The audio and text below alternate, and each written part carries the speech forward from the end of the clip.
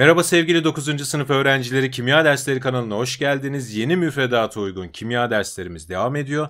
Bu dersimizde ikinci tema olan çeşitlilik temasından sıvılar konusundan viskoziteyi inceleyeceğiz. Viskoziteyi baştan sona inceleyip bitireceğiz. Ve bu derste işleyeceğimiz PDF'i açıklamalar kısmından ücretsiz olarak indirebilirsiniz diyelim ve dersimize geçelim. Daha önceki derslerimizde sıvılardan buharlaşma ve denge buhar basıncı ve kaynama sıcaklığını işleyip bitirmiştik. Bu dersimizde viskoziteyi inceleyeceğiz ve sonraki derslerimizde de adezyon, koezyonla devam edeceğiz. Viskozite sıvılarla ilgili önemli bir özelliktir. Tüm sıvıların akma, akışkanlık özelliği vardır. Örneğin burada ters çevrilmiş kaplar görüyorsunuz. Bir kabın içerisinde bal dolu olsun, bir kabın içerisinde su dolu olsun. Sıcaklıkları, miktarları ve kaplar özdeş olsun. Bu durumda ters çevirdiğimiz zaman bu iki sıvının akışkanlığı birbirinden farklıdır. Neden farklıdır? Çünkü bunların tanecikleri arasındaki çekim kuvveti farklıdır. Diyelim ki bunlar bal tanecikleri olsun. Şöyle bal tanecikleri. Bal tanecikleri arasındaki çekim kuvvetleri, su tanecikleri, su molekülleri arasındaki çekim kuvvetlerine göre burada daha güçlüdür. Daha güçlü olduğu için akışkanlığı azdır. Suyun ise akışkanlığı yüksektir. Çünkü tanecikler arası çekim kuvveti bala göre daha düşük. Ve burada örneğin üstte de sıvılar olsun. Bu sıvılar birbiri üzerinden öteleme hareketi yapar. Sıvılar öteleme hareketi yapar ve akarken öteleme hareketinin tanecikler arası çekim kuvveti ne kadar zayıfsa o kadar hızlı öteleme hareketi yapar ve o kadar hızlı akar. Bu durum akışkanlıktır. Örneğin su bala göre daha akışkandır. Bal daha akışkanlığı düşüktür. Örneğin oda sıcaklığında düşündüğümüz zaman bal çok yavaş bir şekilde akarken su daha hızlı akacak. İşte bunun tersine viskozite diyoruz. Akışkanlığın tersine viskozite diyoruz. Sıvıların akmaya karşı gösterdiği dirence viskozite denir. Dolayısıyla viskozite akıcılığın, akışkanlığın tersidir. Örneğin burada balın mı viskozitesi daha büyük, suyun mu viskozitesi daha büyük? Balın daha büyüktür. Yani akışkanlığa karşı gösterdiği direnç daha büyüktür balın. Çünkü tanecikler arası çekim kuvveti daha büyük. Dolayısıyla buradaki sıvı tanecikler diğer bir sıvının üzerinden öteleme hareketini suya göre daha hızlı yapıp akamıyor. Ama suda viskozite daha düşük. Viskozite düşük olduğu için daha hızlı bir şekilde akabiliyor. Balın viskozitesi sudan bu sebeple daha büyük. Ve viskozitesi büyük olan sıvılara viskoz sıvı denir. Örneğin burada balla su arasında bal viskoz sıvı diyebiliriz. Sıvıların akışkan özellikte olmasının nedeni, tüm sıvılar akışkan özelliktedir ama akışkanlıkları farklıdır. Ama hepsi akışkan özellik gösterir. Bunun sebebi öteleme hareketi yapan taneciklerin birbiri üzerinden kaymasıdır. Eğer sıvı taneciklerin öteleme hareketi yavaşsa bu durumda akmaya karşı direnç gösterir. Bu durumda viskozitesi daha yüksek olacaktır. Yani öteleme hareketi burada balda olduğu gibi, yani buradaki bir sıvı taneciği ne kadar yavaş ötelenebiliyorsa diğeri üzerinden o kadar yavaş akıyor ve o kadar viskozitesi yüksek demektir. Buradaki bir sıvı diğeri üzerinden ne kadar rahat ötelenebiliyorsa o kadar akışkan demektir, o kadar da viskozitesi düşük demektir. Sıvıların viskozitesi Pascal saniye biriminden ifade edilebilir. Küçük olanın viskozitesi küçüktür. Burada bazı sıvıların viskozitesini 20 derece sıcaklıkta yazdım. Böyle inceleyelim, aklımızda tutmamıza gerek yok. Suyun viskozitesi 0,001, gayet düşük bir değer. Yani viskozitesi çok düşük. O zaman akışkanlığı yüksek. Balın viskozitesi ise 10 gibi suya göre yüksek bir değer. Yani balın viskozitesi daha yüksek olduğu için zaten burada suya göre akışkanlığı düşüktür. Zeytinyağının viskozitesi örneğin sudan büyük ama baldan küçük, 0,081. Pekmez örneğin 5, tabi burada ortalama değerler baldan bala, pekmezden pekmeze farklılıklar gösteriyor tabii ki. Asetonun örneğin 0,0000316, yani bayağı düşük bir viskozite değerine sahip. Etanol 0,0012 gibi yine düşük bir viskozite değeri. Gliserin nispeten işte suya göre, işte asetona göre düşündüğümüz zaman biraz daha yüksek bir viskozite değerine sahip. 1,49 Pascal saniye viskozite değerine 20 derecede sahipmiş. Bazen sorularda direkt viskozite değerleri verip işte X sıvısı, Y sıvısı, Z sıvısı deyip hangisinin viskozitesi büyüktür diye sorabilir. Bu durumda değer kimin büyükse onun viskozitesi yüksek diyeceğiz. Tekrarlayacak olursak viskozite sıvıların akışkanlığa karşı gösterdiği dirençtir. Viskozite akışkanlığın tersidir. Bir sıvının viskozitesi ne kadar yüksekse akışkanlığı o kadar düşük. Viskozitesi ne kadar düşükse akışkanlığı o kadar yüksektir diyebiliriz. Devam edelim. Burada 3 tane sıvı görüyorsunuz. Bir büretin içerisinde su, bal ve gliserin aynı şartlarda, aynı sıcaklıkta. Musluğu açtığımız zaman buradaki sıvılar damla damla aşağı doğru akacak. Ve buradaki sıvıların damlalarının yarıçapına baktığımız zaman, bunlar bir damlayı temsil ediyor olsun. Bu damlanın yarıçapı ne kadar büyükse o sıvının akışkanlığı o kadar büyüktür. Dolayısıyla viskozitesi de o kadar küçüktür.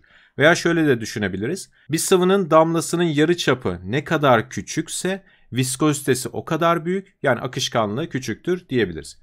Damla yarıçapı arttıkça sıvının akışkanlığı artar, dolayısıyla viskozitesi azalır. Buradaki görselden net bir şekilde damla yarıçapı suda en büyük, daha sonra gliserin, en küçük olan bal diyebiliriz. O zaman akışkanlıklarını karşılaştırdığımız zaman damla yarıçapı arttıkça akışkanlık artmıyor mu? O zaman bu 3 sıvı içerisinde suyun akışkanlığı en büyük, daha sonra gliserin, en küçük olan bal diyebiliriz. Peki viskozitesini kıyaslayacak olursak, viskozite akışkanlığın tersidir. Akışkanlığı kıyasladığımız zaman direkt tersi şeklinde viskozite yazabiliriz. Ya da viskoziteyi kıyasladığımız zaman tersi akışkanlık diyerek tersini yazabiliriz. Direkt tersini yazalım. Akışkanlığı en küçük olan balın viskozitesi en büyüktür. Gliserin yine arada. Akışkanlığı en büyük olan suyun viskozitesi en küçüktür. Veya yarıçapı, damla yarıçapı en küçük olan balın viskozitesi en büyük.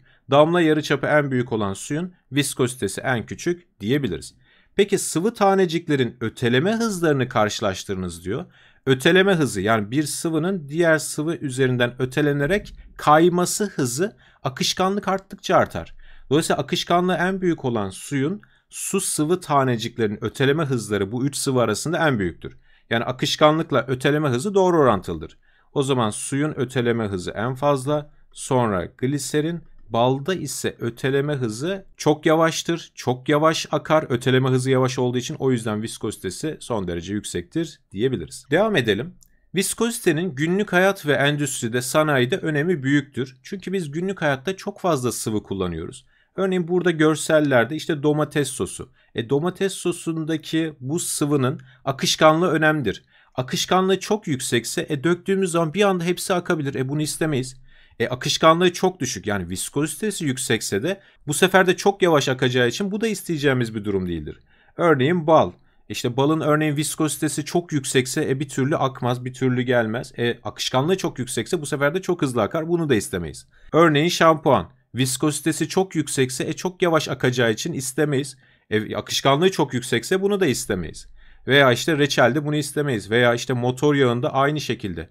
Veya boya yaparken boyanın işte akışkanlığı çok yüksekse yüzeydeki tutuculuğu azalacaktır. İstemeyiz. Akışkanlığı çok düşük.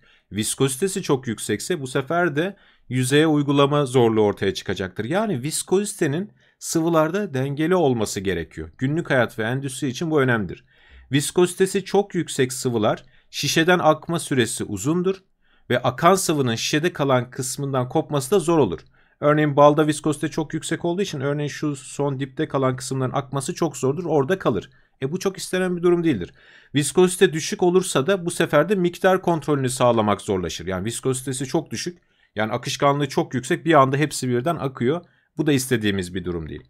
Dolayısıyla bir ürünün viskozitesinin istenilen değerde olmaması tüketiciler tarafından o ürünün güvenilmez ve düşük kaliteli olduğu şeklinde yorumlanabilir. O yüzden endüstride ve günlük hayatta sıvıların viskozitesi istenilen değerlerde ayarlanması gerekir. Devam edelim. Viskoziteyi etkileyen faktörler. Viskoziteyi temel olarak etkileyen faktör moleküller arası çekim kuvvetidir ya da en genel ifadeyle tanecikler arası çekim kuvvetidir. Bir sıvının tanecikler arasındaki çekim kuvveti ne kadar fazlaysa bunlar tanecikler arası çekim kuvvetlerini temsil ediyor olsun. Buradaki sıvının bu tanecik arasındaki etkileşimi kırıp da diğeri üzerinden öteleme hareketi yapabilmesi o kadar zorlaşacaktır. Dolayısıyla akışkanlığı da o kadar zorlaşacaktır. Akması o kadar zorlaşacaktır. Dolayısıyla moleküller arası çekim kuvveti arttıkça viskozite değeri de artacaktır. Yani akışkanlığı azalacaktır.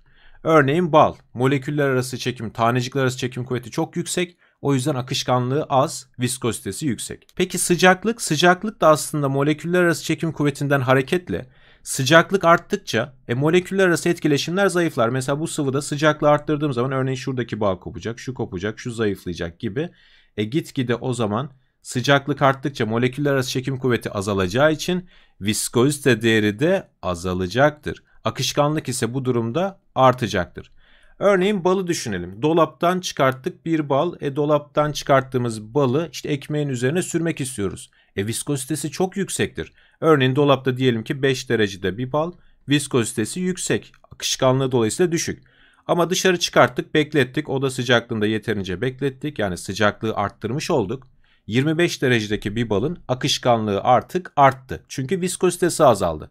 Artık rahatlıkla işte ekmeğe sürüp işte tüketebiliyoruz. Dolayısıyla sıcaklık arttıkça viskozite azalıyor, akışkanlık artıyor bu durumda. Moleküller arası çekim kuvveti arttıkça da viskozite artıyor, akışkanlık da azalıyor. Temel iki etki vardır viskoziteyi etkileyen. Bunun dışında etkileyen faktörler de vardır. Sadece görmüş olalım. Moleküllerin geometrik şekli ve kütlesi de moleküller arası etkileşimleri etkileyeceği için viskoziteyi, akışkanlığı etkiler. Genellikle küçük ve küresel yapıdaki moleküllerin akışkanlığı fazladır.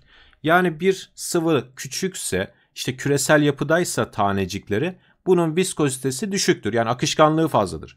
Ama molekülün kütlesi büyükse ve uzun zincirli moleküllerden oluşuyorsa bu sefer de akışkanlığı azdır, viskozitesi yüksektir diyebiliriz. Bunu da duymuş olalım, görmüş olalım ama temel olarak moleküller arası çekim kuvvetine bakarak kıyaslayabiliriz ve sıcaklıklarına bakarak kıyaslayabiliriz. Devam edelim. Bu iki faktörle ilgili etkinlikler yapalım. Birincisi, aynı sıcaklıkta aşağıdaki sıvıların viskozitesini karşılaştırınız. Şimdi sıcaklıklar aynıysa o zaman bakacağım tek şey moleküller arası çekim kuvvetidir. Moleküller arası çekim kuvveti arttıkça viskozite artar diyebilirim. Gliserin ve su. Gliserine bakıyorum. Polar bir molekül çünkü karbon hidrojen dışında oksijen içeriyor. Peki burada da oksijen var. Burada da oksijen var. Burada da oksijen var. Ve bir diğer gliserin molekülü arasında da hangi bağları kuracak zayıf etkileşim anlamında? Hidrojen bağı kuracak. Peki su? Suda da yine polar ve fon elementi olduğu için suyun da hidrojen bağı vardır molekülleri arasında. Ancak gliserinde 1, 2, 3 yani suya göre hidrojen bağı yapabilme kapasitesi çok daha yüksektir. Yani 3 tane OH var ve aynı zamanda bu birden çok hidrojen bağı yapabiliyor. Dolayısıyla gliserinin moleküller arası çekim kuvveti sudan büyük olduğu için viskozitesi de o zaman gliserinin sudan daha büyüktür diyebiliriz. Peki benzen su böyle moleküler yapısını verdiği gibi direkt ismini de verebilir ama en neti moleküler yapısını tabii vermesidir. Benzen ve suyu karşılaştıracak olursak benzen kapalı formülü C6H6'dır. Suyun kapalı formülü H2O'dur. Ve benzen sadece karbon hidrojen içerdiği için apolardır ve dolayısıyla molekülleri arasında yalnızca London kuvveti vardır. Suyun ise molekülleri arasında hidrojen bağı vardır. Hidrojen bağı London'a göre daha güçlü bir etkileşimdir moleküller arası etkileşim anlamında. O zaman suyun viskozitesinin benzenden büyük olmasını bekleyebiliriz. Benzenin açık yapısını da isterseniz çizelim. C6H6'nın açık yapısı şöyledir. Her bir karbona sırayla bir ikili bağ, bir tekli bağ. Bir ikili bağ, sonra bir tekli bağ, bir ikili bağ, sonra tekli bağ ve her bir karbona bir tane daha hidrojen bağlıdır ve C6H6 benzen yapısı bu şekilde çizilir. Suyun yapısını, suyun moleküler yapısını zaten biliyoruz bu şekilde. Suyun moleküler yapısı polardır. Benzenin yapısı ise apolardır simetrik olduğu için dolayısıyla London kuvveti hidrojen bağını buradan görüyoruz. Suyun viskozitesinin benzenden yüksek olduğunu söyleyebiliriz. Peki etanol ve etilen glikol. Etanol C2H5OH'tır ve moleküller arasında hidrojen bağı vardır. Polardır ve hidrojen bağı vardır. Fon elementi olan oksijenden kaynaklı. Peki etilen glikol nedir? Etilen glikol de 2 tane OH içeren yani şu gliserine göre şöyle 2 tane OH içeren bir yapıdır. OH ve yapısı bu şekildedir. Etilen glikol. Ve burada da hidrojen bağları vardır. Etilen glikolün de moleküller arasında hidrojen bağı var. Ama etil alkolde bir tane varken burada birden çok OH grubu var. Dolayısıyla etilen glikolün moleküller arası çekim kuvveti etanolden büyüktür. O zaman viskozite anlamında etilen glikol sıvısının aynı sıcaklıkta viskozitesi etanolden büyüktür diyebiliriz. Peki D şıkkında 3 tane sıvı var. C5H12, C6H14, C7H16. Sadece karbon hidrojen içerdiği için bu 3 molekülün üçü de apolar değil mi? Evet. Apolar oldukları için moleküller arasında yalnızca London kuvvetleri yok mu? Evet. Peki nasıl karşılaştıracağım? Sadece London kuvveti varsa, molekülün büyüklüğü arttıkça, molekül kütlesi arttıkça veya elektron sayısı arttıkça London kuvveti artmıyor mu? Evet. Dolayısıyla moleküller arası çekim kuvveti de nispeten artıyor. Yani bu C7H16'da diğerlerine göre daha çok karbon ve hidrojen var. C6H14'te arada. C5H12'de diğerlerine göre daha az karbon ve hidrojen var. Dolayısıyla C7H16'nın London kuvveti daha büyük C6H14'ten. Onun da London kuvveti C5H12'den daha büyük. Dolayısıyla moleküller arası çekim kuvveti daha büyük olduğu için C7H16'nın viskozitesi de daha büyük. Moleküller arası çekim kuvveti arttıkça viskozite artıyordu. Dolayısıyla en büyük viskozitesi, en küçük olan da C5H12 diyebiliriz. Devam edelim. Etkinliklere devam edeceğiz. Şunu görelim. MEP kitabında yer aldığı için burayı aldım. Sıvıların viskozitesini ölçmek için kullanılan laboratuvar malzemelerine viskozimetre denir. Ve bunu ilk olarak Oswald bulduğu için Oswald viskozimetresi buna deniliyor ve laboratuvarda genellikle bir sıvının viskozitesini ölçmek için Oswald viskozimetresi kullanılır. Ancak bu kullanılmak zorunda değildir. Bunun dışında işte örneğin ince bir boru yardımıyla veya damlalık yardımıyla veya büret kullanarak da bir sıvının viskozitesi ölçülebilir veya akışkanlığı kıyaslanır. Örneğin farklı sıvılar özdeş kaplarda kütlesi aynı iken, sıcaklıkları aynı iken ters çevrilir. Akma sürelerine göre viskoziteleri kıyaslanabilir. Yani birçok yöntemle sıvıların viskoziteleri karşılaştırılabilir ama laboratuvarda bu görselde de gördüğünüz laboratuvar malzemesi, camdan olan laboratuvar malzemesi Oswald viskozimetresi kullanılır. Burada sıvı yerleştirilir. Burada damla damla akma süresine göre viskozitesi ölçülür. Daha sonra başka sıvının ölçülür ve buna göre karşılaştırma yapılır. Devam edelim etkinlikle. Bazen viskozite sorularında direkt değeri veriyor ve hangisinin viskozitesi yüksektir diye sorabiliyor. Örneğin su, zeytinyağı ve gliserin aynı şartlarda viskozitesini direkt yazmış zaten. 0,894 Pascal saniye, 81 Pascal saniye, 1200 diye. Şimdi hangisinin viskozitesi daha büyük? Değeri en büyük olan gliserinin viskozitesi en büyük. Değeri arada olan zeytinyağı arada. Değeri bu üçü arasında en düşük olan suyun viskozitesi en düşüktür. Viskozitesini kıyasladığımız zaman akıcılık, akışkanlık bunun tam tersidir. O zaman viskozitesi en düşük olan suyun akışkanlığı en büyük, zeytinyağı arada, gliserinin akışkanlığı ise en düşük diyebiliriz. Devam edelim. Başka bir etkinlik. Eşit hacim ve aynı sıcaklıktaki X, Y ve Z sıvılarına özdeş bilyeler aynı anda bırakıldığında bir süre sonra üstteki durum oluşmaktadır. Buna göre viskozitesini ve akışkanlığı kıyaslayınız. Buradaki kaplar özdeş, sıcaklık da aynı, hacimler aynı. Aynı anda şuradan bilyeler bırakıyoruz. Ve bir süre sonra atıyorum işte 5 saniye sonra 10 saniye sonra bakıyoruz ve bilyelerin konumlarını bu şekilde görüyoruz. Buna göre biz viskoziteyi, akışkanlığı kıyaslayabiliriz. Örneğin akışkanlık üzerinden gidelim burada da. Akışkanlığı ne kadar yüksekse o zaman o kadar hızlı aşağı doğru bilye inmez mi? Bu sıvının akışkanlığı yüksekse evet. Mesela burada Z bilye en dipte. X'te aralarda bir yerde, Y'de ise en üstte. O zaman Y'nin akışkanlığı en az, Z'nin akışkanlığı en yüksek. Akışkanlık olarak Z en büyük, sonra X arada, Y en düşük diyebilirim. Peki viskozite? Viskozitesi ne kadar büyükse buradaki bilye sıvının içerisinde o kadar yavaş hareket edecek ve Y diğerlerine göre çok üstte kalmış. Yani sıvının içerisinde bu bilye çok yavaş hareket ediyor. Demek ki Y sıvısının viskozitesi en yüksek. Y dolayısıyla en yüksek. X arada. Z sıvısının ise viskozitesi çok düşük olduğu için buradaki bilye çok hızlı bir şekilde hareket etmiş. Aynı zaman diliminde en aşağıda olmuş. O zaman Z de en aşağıda. Ya burada mesela Y sıvısını bir bal gibi düşünelim. Z sıvısını su gibi düşünelim. Balın içerisine bilye attık. Bilyenin hareket etmesini düşünelim. Bir de suda hareket etmesini düşünelim. Suda neredeyse 1 saniyede dibi bulacakken balda ise çok yavaş hareket edecektir. Ve tam tersi olması gerekiyor. Viskozitesi en büyük olanın akışkanlığı en düşük. Viskozitesi en düşük olanın akışkanlığı en büyük olacaktır. Devam edelim. Basitçe bir etkinlik. Aşağıdaki sıvıların viskozitelerini kıyaslayınız. İki kapta da bal var. Aynı miktarda özdeş kapta ballar var. Birisi 10 derece birinci kapta, birisi 40 derece ikinci kapta.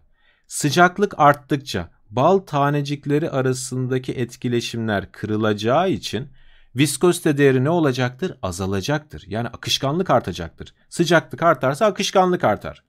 O zaman viskozitesi hangisinin daha büyüktür? sıcaklığı düşük olanın, yani birinci kaptaki 10 derecedeki balın viskozitesi ikinci kaptaki yani 40 derecedeki balın viskozitesinden daha yüksektir diyebiliriz. Sıcaklık arttıkça viskozite değeri azalır. Devam edelim. Son bir etkinlik. Burada bir deney tüpü var. İçerisinde A sıvısı var. Üstten bir bilye bırakılıyor. Farklı sıcaklıklarda, işte sıcaklık 25 dereceden 40 derece, 60 derece, 80 derece. Sıcaklık arttıkça farklı sıcaklıklardaki viskozitelerini karşılaştırınız. 25 derecedeki sıvının viskozitesi A olsun, 40 derecede B olsun, 60 derecede C olsun, 80 derecede D olsun.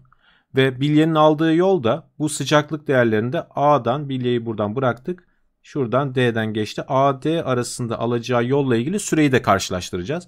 Önce viskozitelerini karşılaştıralım. Sıcaklık arttıkça viskozite değeri ne olur? Azalır. O zaman en düşük sıcaklıkta viskozite en yüksektir. Yani A'nın viskozitesi B'den büyük, o da C'den büyük, o da D'den büyüktür. Peki aldığı süre, viskozite büyük olduğu yerde, örneğin 25 derecede, burayı diyelim ki 10 saniyede geçiyor olsun. 10 saniyede geçiyor olsun. Sıcaklık arttıkça viskozite azalıyor. Yani bu sıvının akışkanlığı artıyor. Dolayısıyla artık daha kısa sürede bu mesafeyi alabilir. AD arasını daha kısa sürede alabilir. Atıyorum 7 saniyede alabilir. Sıcaklığı biraz daha arttırdım. Atıyorum 3 saniyede alabilir. Sıcaklığı biraz daha arttırdım. Atıyorum 1 saniyede alabilir. Yani sıcaklık arttıkça viskozite azalıyor. Akışkanlık artıyor ve bu bilyenin bu mesafeyi aldığı süre de azalıyor. O yüzden geçen süreleri kıyaslayacak olursak X en büyük, sonra Y, sonra Z, en küçük olan sürede T'dir diyebiliriz. Evet, bu etkinlikle birlikte viskoziteyi de bitirmiş olduk. Bir sonraki dersimizde adezyon kohezyonla birlikte artık son kısma da gelmiş olacağız diyelim. Bir sonraki dersimizde görüşmek üzere.